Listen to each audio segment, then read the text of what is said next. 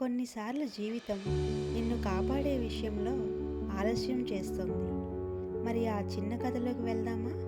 ఒక మనిషి తన ఫ్లైట్కు ఆలస్యం అవడంతో ఎయిర్పోర్ట్లోకి పరిగెత్తుకుంటూ వస్తాడు.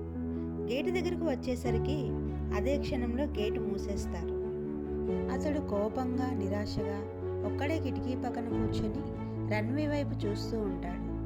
కొన్ని నిమిషాల తర్వాత ఒక ప్రకటన అతనికి వినిపిస్తుంది. ఆ ఫ్లైట్ టెక్నికల్ సమస్య వల్ల తిరిగి ల్యాండ్ అయిందని, అందులో ఉన్న వారందరూ సురక్షితంగా ఉన్నారని.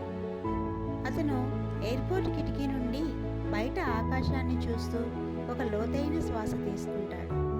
తనకు శిక్షలా అనిపించిన ఆ ఆలస్య క్షణం వాస్తవంగా చెప్పాలంటే అతనిని కాపాడిన రక్షణ అయ్యింది.